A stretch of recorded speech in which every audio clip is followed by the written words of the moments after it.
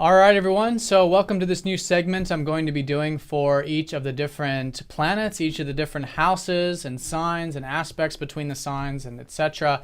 For you guys to understand more about your unique natal chart as well as just astrology in general. So they're going to be daily videos, one each day, very short, very brief regarding each of these different things. It'll lead into specific things such as Sun in the second house, such as Sun in Gemini, things like this. And hopefully what we'll develop here is a sort of encyclopedia for astrology and natal chart interpretation.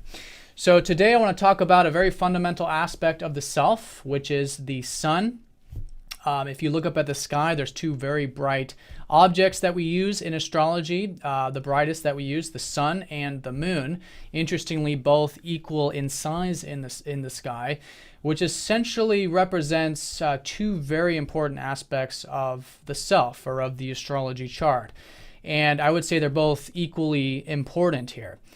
So you've got your sun energy, which is more of the fiery, masculine, outer awareness, active consciousness elements.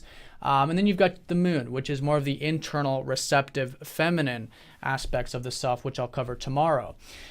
So when you combine both of these in your interpretation and you understand more about the sun and moon energy, you're essentially gaining a huge amount of understanding about the person's experiences in life as well as their personality. So the sign placement of the sun, the house placement of the sun, and for the moon as well. And then sort of through that understanding, you get a very good picture.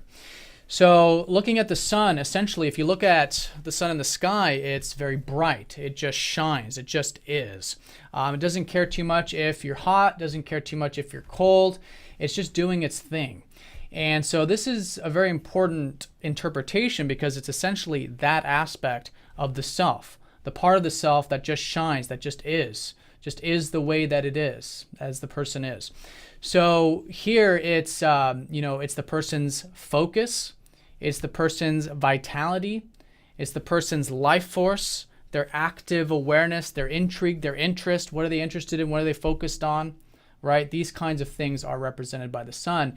And essentially because it's such a fundamental aspect of life, it sort of holds all the other masculine energies of astrology, like Mars, etc., within it on a fundamental level.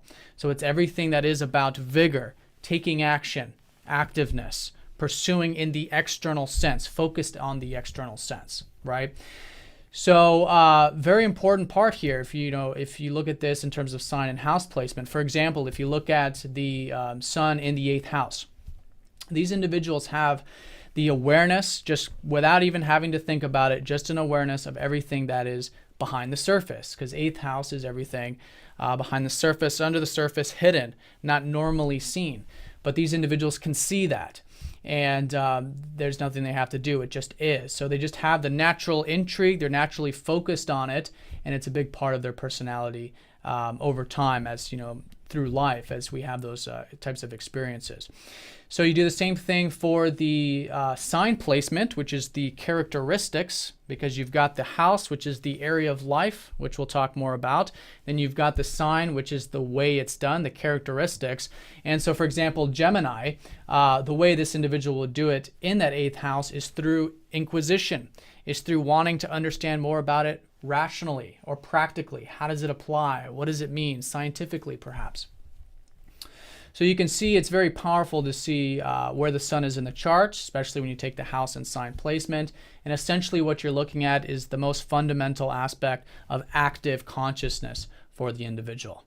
All right, so if you guys have any questions, feel free to comment down below, and I'll see you all tomorrow for the moon. Take care.